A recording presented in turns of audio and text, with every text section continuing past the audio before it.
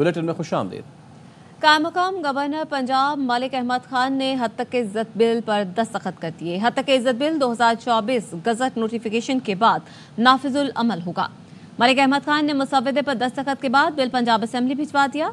हद तक इज्जत बिल कानून का इतलाक प्रिंट, इलेक्ट्रॉनिक और सोशल मीडिया पर होगा। कानून के तहत झूठी और गैर हकीकी खबरों पर हद तक इज्जत का केस हो सकेगा। किसी शख्स की जाती जिंदगी, अवामी मकाम को नुकसान पहुंचाने वाली खबरों पर कार्रवाई होगी। मुकदमात के लिए खुसूसी ट्राइब्यूनल्स कायम होंगे जो 6 माह में फैसला करेंगे।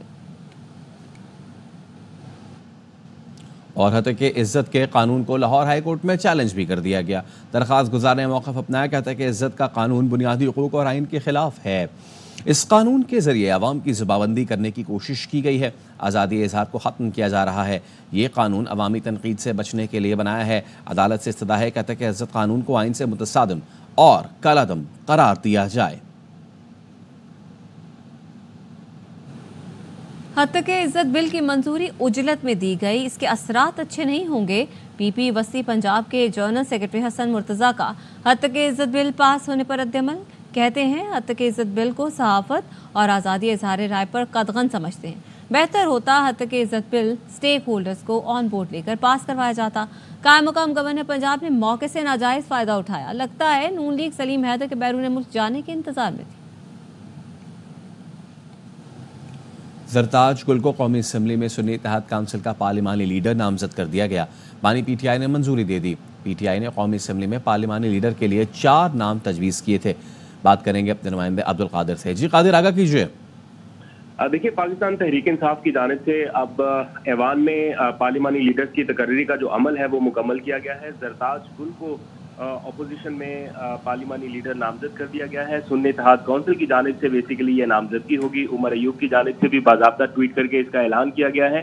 जैन कुरैशी का नाम पहले ज़ेरे गौर आ रहा था, लेकिन जैन कुरैशी अब कौमी असम्बली में डिप्टी पार्लिमानी लीडर होंगे और अहमद चट्ठा को भी डिप्टी पार्लिमानी लीडर नामजद कर दिया गया है। इनकी तकर्री के हवाले से बाज़ाब्ता लेटर जो है वो लिखकर आगाह कर दिया जाएगा। बहुत शुक्रिया आपका कादिर। साबिक वज़ीर इत्तलात मोहम्मद अली दुरानी कहते हैं कि बानी पीटीआई कभी डील नहीं करेंगे, लेकिन डायलॉग से भी इनकार नहीं किया। हुकूमत पीटीआई क़यादत के मुकदमात खत्म करके मफाहमत का माहौल पैदा करे, लोगों को जेलों से निकाल कर बातचीत से मुल्क को ट्रैक पर डाला जाए। हुकूमत को चाहिए कि वो पीटीआई और उनकी क़यादत के खिलाफ जितने भी मुकदमात कायम किए गए हैं उनको ख़त्म करके ऐसा माहौल पैदा करे जिसकी वजह से मुल्क के अंदर रिकन्सिलिएशन का एटमॉस्फेयर बने। जितनी एम्बैरेसमेंट हुकूमत को अदालतों में देखनी पड़ रही है वो हुकूमत के लिए खुद बेहतर नहीं है। इसके साथ साथ जितने दोस्त ममालिक हैं और इवन मगरबी ममालिक और IMF यही डिमांड कर रहे हैं, एक हम आहंगी के लिए रिकन्सिलिएशन पैदा करें। अगर यही सिलसिला जारी रहा तो थोड़े अरसे में हुकूमत पिघल जाएगी और असम्बली की रेशोज बदलना शुरू हो जाएंगी। अदालतों का रुख इस वक्त सामने, अदालतें अवाम के सामने जवाबदेह हो चुकी हैं किसी इदारों के बजाय। एक बात बड़ी वजाहत से कह दूं कि खान साहब कोई डील नहीं करेंगे, लेकिन डायलॉग से कभी उन्होंने इनकार नहीं किया। 21 का नंबर बहुत अहम है, इसको याद रखें। सेनेटर फैसल वफदा का प्रोग्राम एतराज़ है में इज़हार ख्याल। कहा गाना भी याद रखें, दीवाना हुआ मस्ताना हुआ। अब याद रखें 21 को दीवाने मकबूलियत वाले की चाहत में दीवाने हो जाएंगे। अक्टूबर को मेरी पैदाइश हुई, विच इज नॉट रेलेवेंट, वो इंपॉर्टेंट चीज नहीं है। 21 अक्टूबर नवाज शरीफ साहब वापस मुल्क में आए, वो भी इतनी रेलेवेंट नहीं है, लेकिन 21 बहुत रेलेवेंट है नंबर। अब इसको प्लस कर दे 1 से या माइनस करें 1 इसके अंदर से, या इसको एक साथ 21 पढ़ लें। इसकी 2 डायरेक्शंस होनी है और फिर इस गाने के फ्रेज को याद रखना है, इसके साथ मिला के दीवाना हुआ मस्ताना हुआ तेरी चाहत में। अब इसको एक प्लेटफॉर्म में लगा लें। दीवानगी है ना किसी की चाहत में, पॉपुलर लीडर की, वो दीवानगी का भी अब टाइम बाहर होने वाला है। बुशरा बीवी ने निकाह केस में सजा मुअत्तली की दरख्वास्त इस्लामाबाद हाई कोर्ट में दायर कर दी। दरख्वास्त में बुशरा बीवी की सजा मुअत्तल करके जमानत पर रिहाई की इस्तदा की गई है। 3 फरवरी को सिविल कोर्ट ने बुशरा बीवी को 7 साल कैद की सजा सुनाई थी।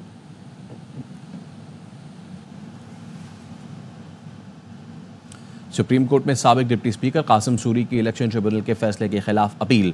अदालत ने गुज़िश्ता रोज़ की समाअत का तहरीरी हुक्मनामा जारी कर दिया। अदालत ने कहा कासिम सूरी मुतअद्दिद बार तलबी के बावजूद दानिस्ता पेश नहीं हो रहे। साबिक डिप्टी स्पीकर की जानिब से ऐसा रवैया अफसोसनाक है। कासिम सूरी के भाई ने अदालती नोटिस वसूल करने से इनकार कर दिया। कासिम सूरी के घर नोटिस चस्पा किया जाए। कासिम सूरी की तलबी का इश्तिहार कोयटा में 2 अखबारात में दिया जाए। आइंदा समाअत 9 जुलाई को होगी। डेप्यूटी चेयरमैन सेनेट की मौजूदगी में इजलास की सदारत परवेज शाह खान से कराने पर opposition leader senator Shibli Faraz ने चेयरमैन सेनेट को खत लिख दिया। खत में कहा गया है कि डिप्टी चेयरमैन के बावजूद परवेज शाह खान का इजलास की सदारत करना सेनेट रूल्स 1 की खिलाफ वर्जी है। चेयरमैन सेनेट की गैर मौजूदगी में डिप्टी चेयरमैन को चेयरमैन के इख्तियारात हासिल होते हैं। इंटरनेशनल पार्लियामेंट्री तरीकाकार और सेनेट रूल्स के मुताबिक डिप्टी चेयरमैन को बाईपास नहीं किया जा सकता। कानून साजी और ऐवान की कार्रवाई के लिए रूल 14 पर मुकम्मल अमल दरामद जरूरी है।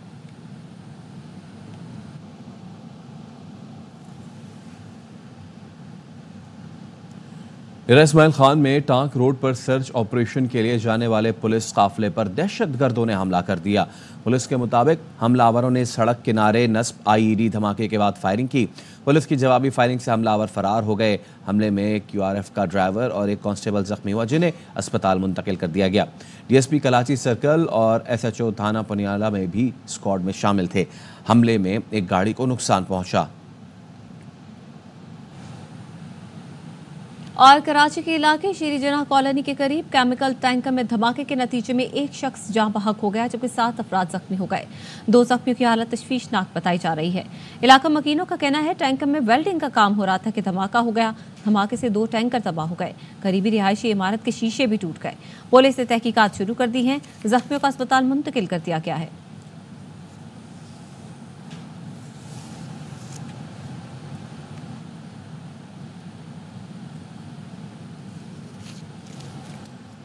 नॉर्थ कराची में अनाड़ी सिक्योरिटी गार्ड की फायरिंग से नौजवान के कत्ल का मुकदमा दर्ज कर लिया गया। पुलिस कातिल सिक्योरिटी गार्ड को गिरफ्तार करने में फिलहाल नाकाम है। अफजल खान की रिपोर्ट। कराची में गैर तरबियती याफ्ता सिक्योरिटी गार्ड की फायरिंग से एक और नौजवान जाँ बहक। 17 साल समत अपने वालिद के साथ मिलकर मुख्तलिफ इलाकों से कचरा उठाता था। नॉर्थ कराची में वालिद नमाज जुम्मा अदा करने गया, वापस आया तो बेटा खून में लथपथ सड़क पर गिरा हुआ था। फायर की आवाज़ आई और जब बाकी लोग घर से बाहर निकले तो उस वक्त पता ये चला कि वो लड़का यहाँ पर इसी मौके पे बिल्कुल गिरा हुआ था और गार्ड भाग चुका था। कातिल सिक्योरिटी गार्ड की शनाख्त रमजान के नाम से हुई। उसके साथ काम करने वाले दिगर सिक्योरिटी गार्ड्स को शामिल तफ्तीश किया गया तो इंकशाफ हुआ कि रमजान गैर तरबियत याफ्ता था। वो ट्रेनिंग की थी? नहीं, तो वो जंगल में रहते चलाने आता है सर। सेफ्टी का पता नहीं है, जो हमारे पास है वो हम चला लेंगे। बंदूक है, राइफल है, 11 फैरी है। पुलिस ने समत के कत्ल का मुकदमा दर्ज करके सिक्योरिटी कंपनी के 3 अफराद को हिरासत में लिया। ताहाल कातिल सिक्योरिटी गार्ड रमजान कानून की गिरफ्त से बाहर है। कैमरामैन जहीर अब्बास के साथ Afzal Khan, ARY news Karachi. Sahiwal teaching अस्पताल के चिल्ड्रन वार्ड में लगने वाली आग पर काबू पा लिया गया। वार्ड में 66 नौज़ायदा बच्चे मौजूद थे। तमाम बच्चे महफूज हैं। आग शॉर्ट सर्किट की वजह से लगी। कमिश्नर साहिवाल सैयद शुएब इकबाल के मुताबिक 4 बच्चों की हालत पहले ही तशवीशनाक थी, उन्हें इमरजेंसी में रखा गया है। बाकी तमाम बच्चों को वार्ड में मुंतकिल कर दिया गया है। किड्स की एक नर्सरी में एक शॉर्ट सर्किटिंग की वजह से एक हादसा हुआ, जिसकी वजह से आग लगी। 122 बहुत टाइमली पहुंची। हॉस्पिटल इंतजामिया है, उन्होंने जबरदस्त काम किया। तकरीबन 66 के करीब बच्चे जो थे इसमें शामिल थे। सिर्फ 4 बच्चे ऐसे हैं जो यहाँ पे रह गए हैं। बाकी सब बच्चे खैर से स्टेबल होके वो दूसरे वार्ड्स में उनको हमने शिफ्ट कर दिया है। वो जो 4 बच्चे हैं ये वो बच्चे हैं जो ऑलरेडी क्रिटिकल थे। टाइमली उनकी वहाँ से इनखला हो गई। टीम जो है भरपूर कोशिश कर रही है। इंशाल्लाह हम 4 बच्चों को भी खैर ऑफियत से जल्द हम जो हमारी जो स्टेबल बच्चे हैं उनमें इनको शामिल कर सकते हैं। वज़ीर-ए-आज़म शहबाज शरीफ का वफ्द के हमरा चीन के तारीखी विरसे टेराकोटा वॉरियर म्यूजियम का दौरा। कहा अजीम कौमें चीन की तरह अपने तारीखी विरसे की हिफाजत करती हैं। 200 बरस कबल मसीह के चीनी कारीगरों का हुनर काबिल तारीफ है। चीनी हुकूमत की जानिब से तारीखी विरसे की हिफाजत और बहाली के इक़दाम काबिल तक़लीद हैं। चीन ने अपनी मेहनत से दुनिया के हर शोबे में लोहा मनवाया है। पाकिस्तान तारीखी और सकाफ़ती वर्से से माला माल है। पाकिस्तान में तारीखी जगहों को बहाल करके सयाहती मकामात में तब्दील करेंगे। म्यूजियम के दौरे की दावत पर चीनी सदर का बेहद मशकूर हूँ। चीनी सदर ने शहबाज शरीफ को अपने आबाई शहर शियान के दौरे की दावत दी थी। खबरें और भी है शामिल करेंगे इस ब्रेक के बाद। हमारे साथ रहिए।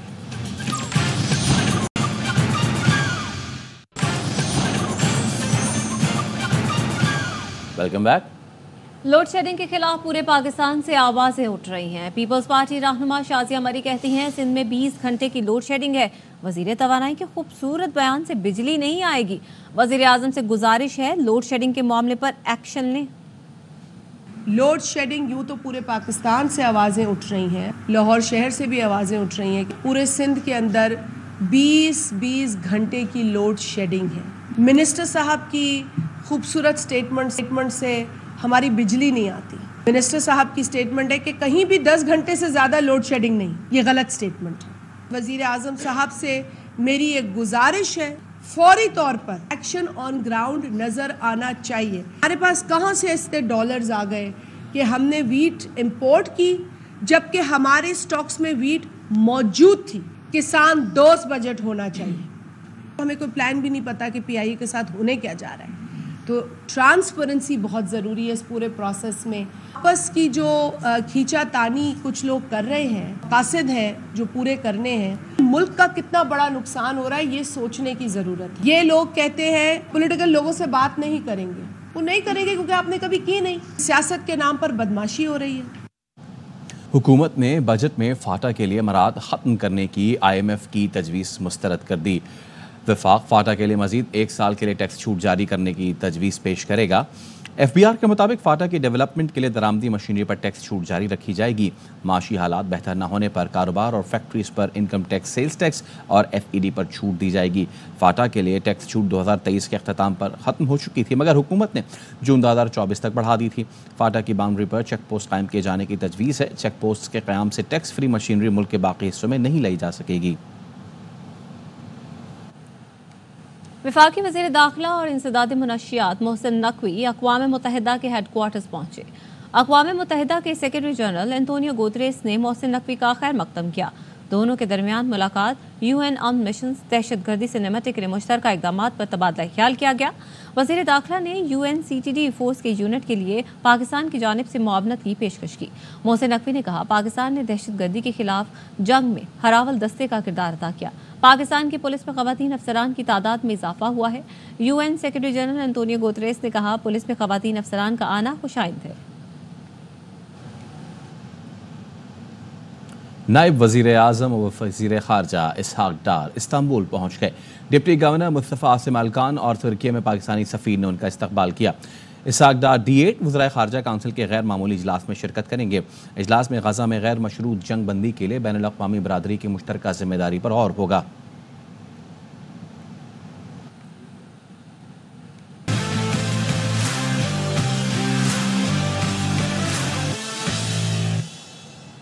Welcome back.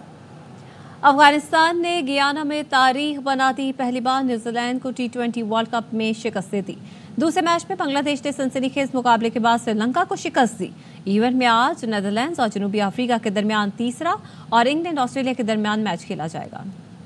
T20 world cup का सबसे बड़ा पाक भारत मुकाबला कल न्यूयॉर्क में होगा। कौमी टीम आज न्यूयॉर्क में प्रैक्टिस करेगी। भारतीय टीम ने बड़े मैच के लिए तैयारियां शुरू कर दी हैं।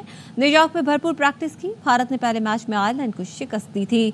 पाकिस्तान को इब्तदाई मैच में अपसेट शिकस्त का सामना करना पड़ा।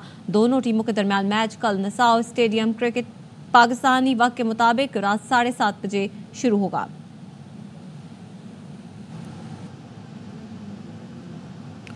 समझ नहीं आता कि बाबर आजम को हटाया वो दुरुस्त फैसला था या शाहीन को हटाना। साबिक क्रिकेटर बासित अली का कहना है कि सरफराज अहमद को सिर्फ टॉस जीतकर पहले बॉलिंग करने पर हटाया गया। कामरान अकमल ने अमेरिका से शिकस्त को 100 साल तारीख का सबसे बड़ा अपसेट करार दिया। देख के अंदाजा हो रहा है कि टीम जेन्युइन नहीं है। ये प्रॉब्लम आपको भी लग रही है? मतलब 100%। जब आप एक को कप्तान बनाते हैं 5 मैचों के लिए, उसको हटा देते, मुझे तो ये समझ नहीं आती जब बाबर को कप्तानी से हटाया था, आया वो फैसला सही था या शाहीन को जो कप्तानी से हटाया वो फैसला सही था?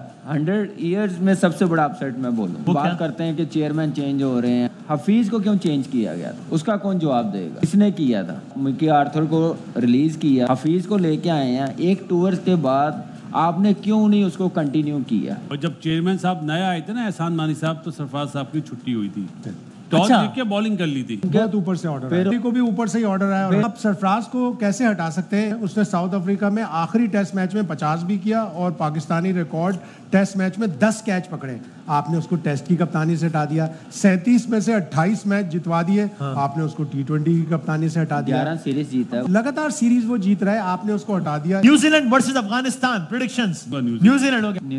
न्यूजीलैंड और बारिश। Sri Lanka versus Bangladesh. Sri Lanka. Netherland versus south Africa. South Africa. Australia versus England. Naseem का दिल न टूटे। क्या मतलब? पाकिस्तान जीत जाए, क्योंकि मुझे बड़ा बुरा लगता है। नसीम तोड़ा है किसी ने। आगे बढ़ते हैं। मैदानी इलाकों में गर्मी की शदीद लहर है तो स्कर्दू के पहाड़ों ने सफ़ेद चादर ओढ़ ली। सयाहती मकाम देवसाई में बर्फबारी से मौसम गर्मा में भी दर्जा हरारत नुक्ताए इंजमात से गिर गया। देवसाई रोड मुख्तलिफ मकामात पर आम तौर के लिए बंद हो गया। इंतजामिया की जानिब से जिला अस्तोद से देवसाई रोड की बहाली का काम जारी है। अस्तोद से श्योसर तक सड़क ट्रैफिक के लिए बहाल कर दी गई। बड़ा पानी से स्कर्दू सड़क होने का काम जारी है। न्यूज़ बुलेटिन से फिल वक्त इतना ही। मजीद खबरों और तफसीलात के लिए आप देखते रहिए आवाज़ न्यूज़।